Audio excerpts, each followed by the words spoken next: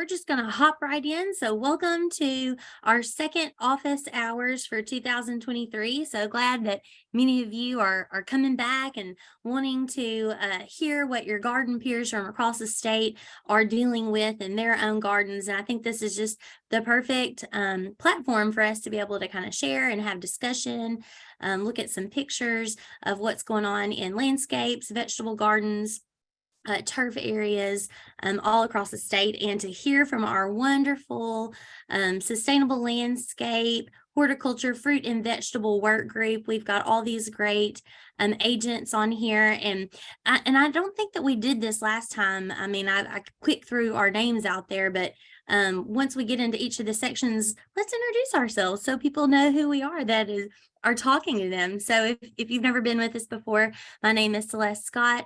I'm the horticulture extension agent in Madison County.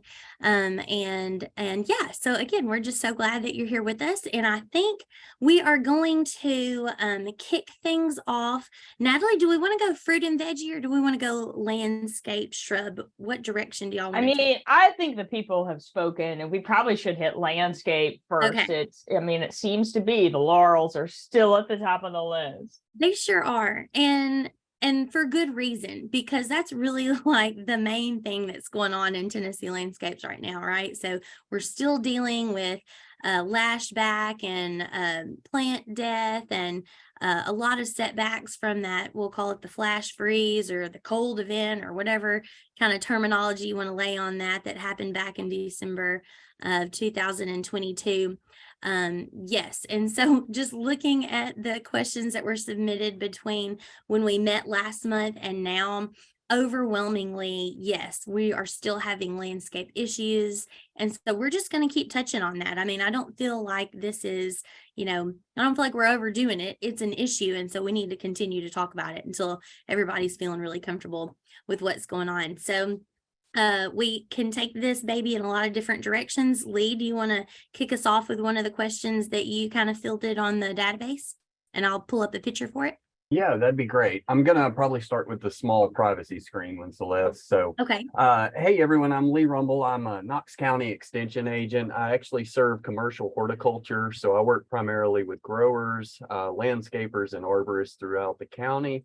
Myself am also an ISA certified arborist and have been since 2010. So one of the questions, of course, we had come in was about privacy screens. We had quite a few about cold damage as well. And if we have time, we'll field some of those as well. But I think one that was really good was wanting to install a small privacy screen in an area that receives partial sun and has poor drainage. I'm struggling to identify plantings that would thrive under these conditions. Any help greatly appreciated. So, the biggest thing, I guess, with privacy screens, of course, is that generally we want those to be evergreen species. And as some of you may know, that can be a challenge with evergreens when we're talking about partial sun, in addition to poor drainage.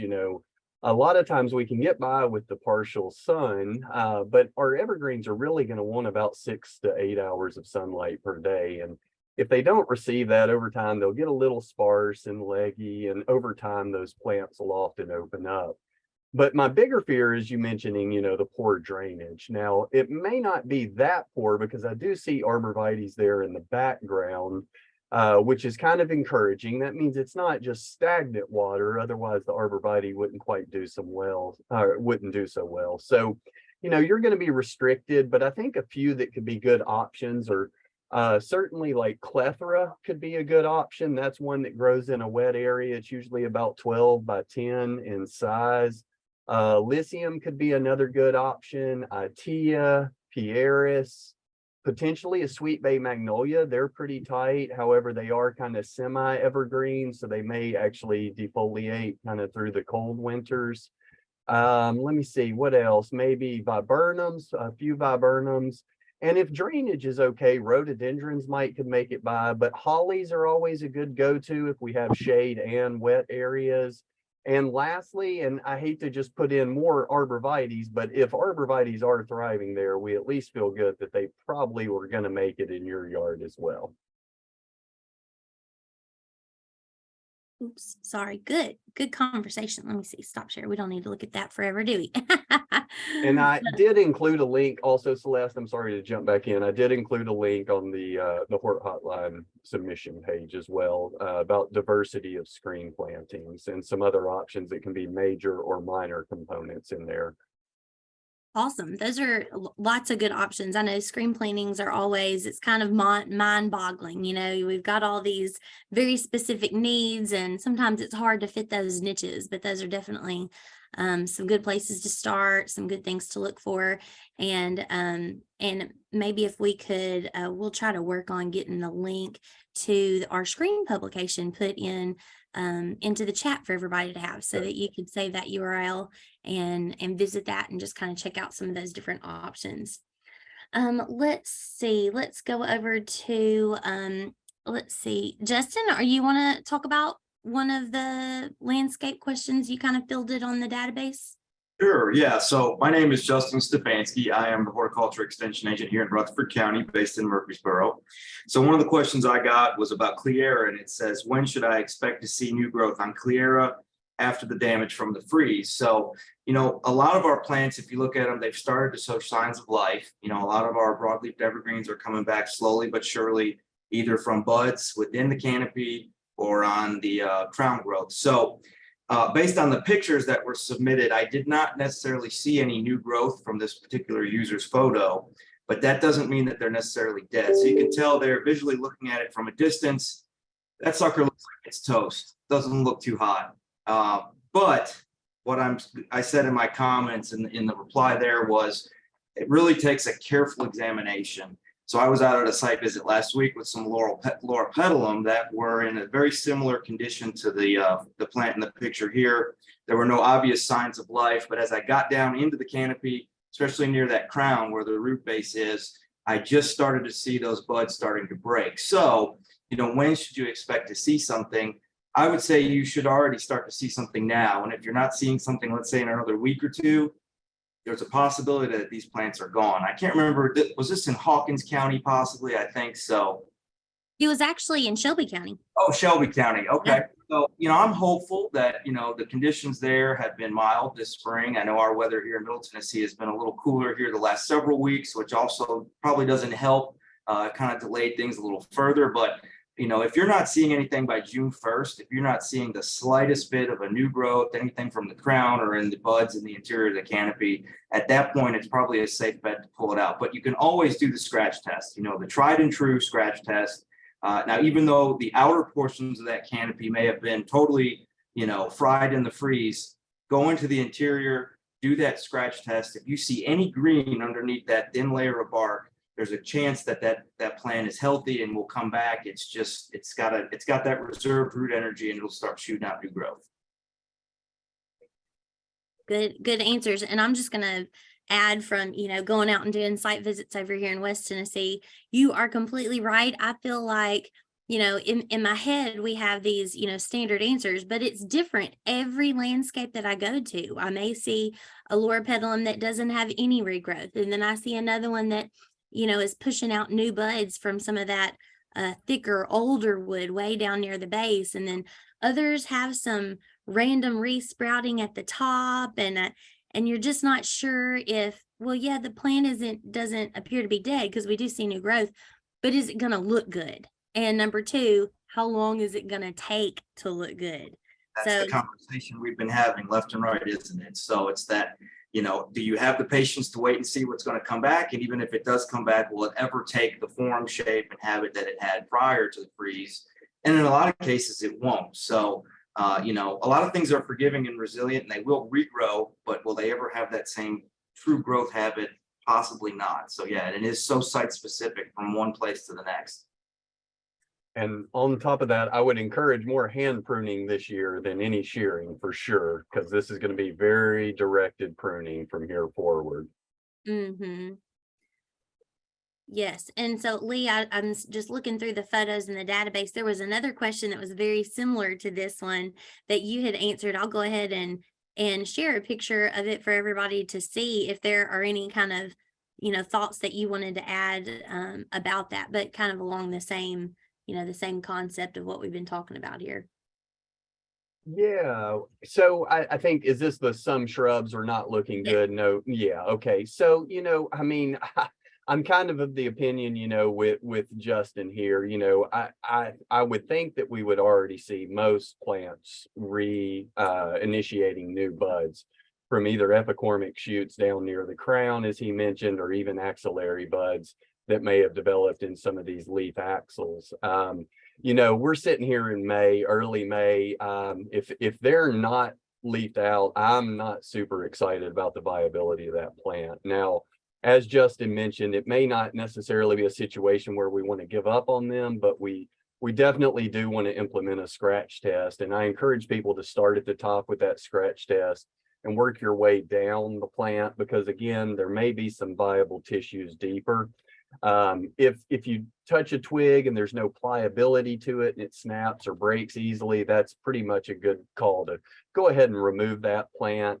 And I did include our Handling the Holiday Freeze article that talks a little bit about just how to implement a scratch test there as well. But yeah, I'm fine sitting on them for the rest of May, maybe another 2 or 3 weeks. But if they're not leafed out yet, because we're seeing a lot of rebounds on loropetalums and boxwoods and laurels already. So if they're not leafing out, it's probably not very great news. So Yeah. So Justin or Lee, what about fertility? Like of these trees, like we've had a few calls come in thinking that's going to help the situation.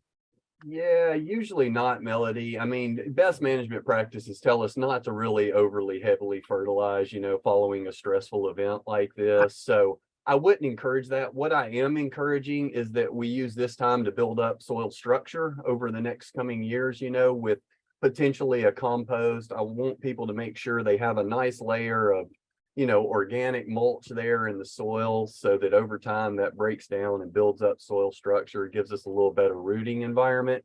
Because the name of the game of this is going to be getting plants back to healthy. So minimal pruning, irrigate during our dry periods this year, and manage any major pests. So if you've not watched your landscapes closely in the past, this is definitely the year to do that. So just go gentle on your pruning, keep them watered well, and try and get them through this year so that they can store as much energy as they can for the overwintering and then next spring. So Yeah. So let me share this photo with y'all. This came in from Hawkins County.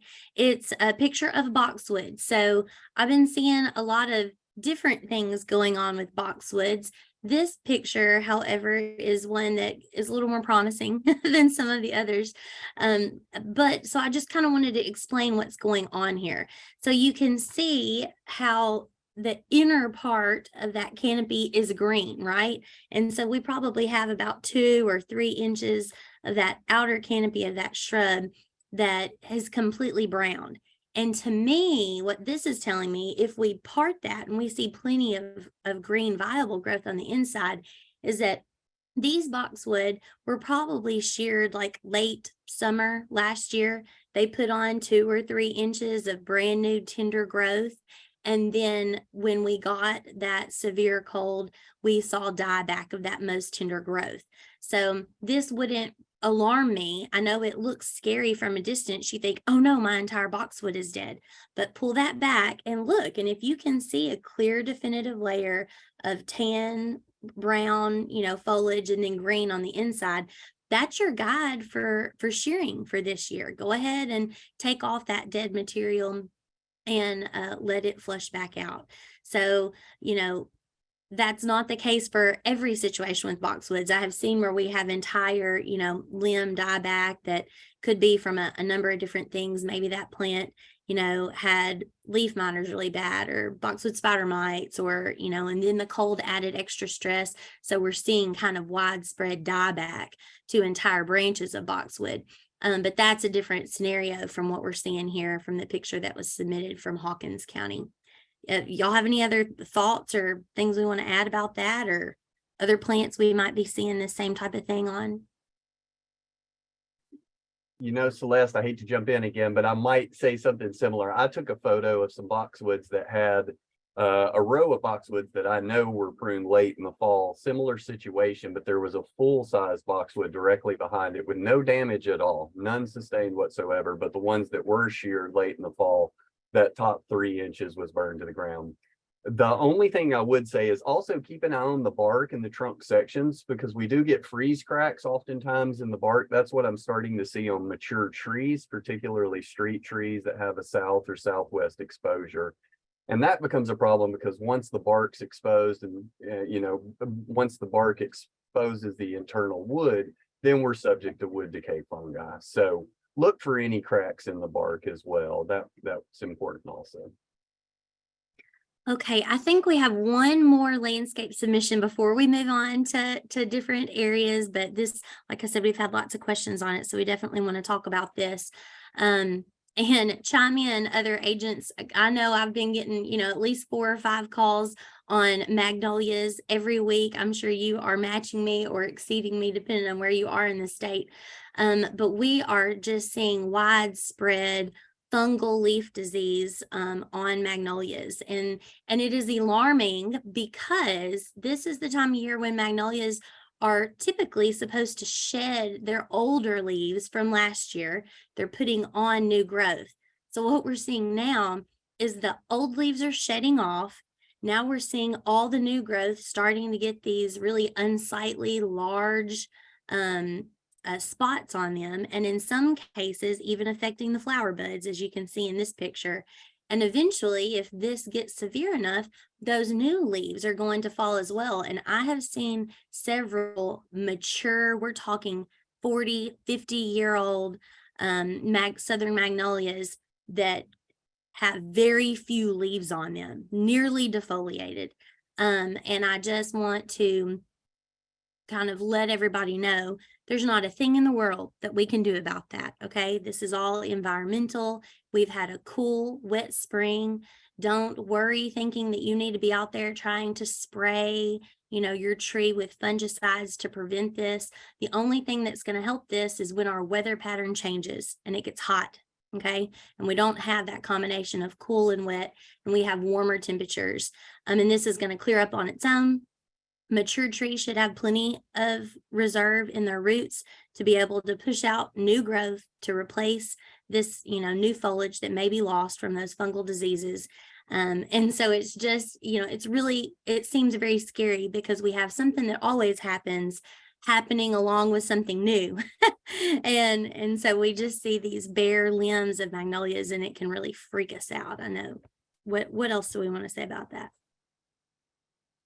Yeah, I've seen it on just about every Magnolia grandiflora, Southern Magnolia I've seen, and gotten lots of samples of it. But like you said, especially on those big giant magnolias, I mean, there's just only so much you can do, and you just gotta kind of wait it out. Clean up that foliage, maybe. Yep. That falls Sanitation. Yeah, clean it up, get all that foliage off the ground. Don't leave it around.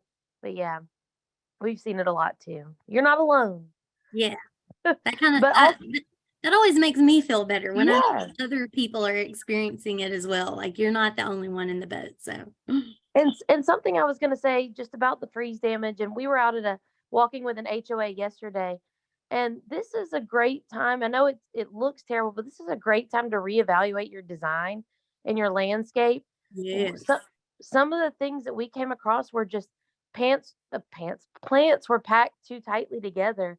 And so this is a chance of removing every other shrub and giving them the space to grow and eliminating some of that competition, because plants that were stressed going into the freeze, we noticed it a lot worse than the plants that were not as stressed. And so this is a perfect time to kind of reevaluate how things are planted, the spacing, what plants you chose.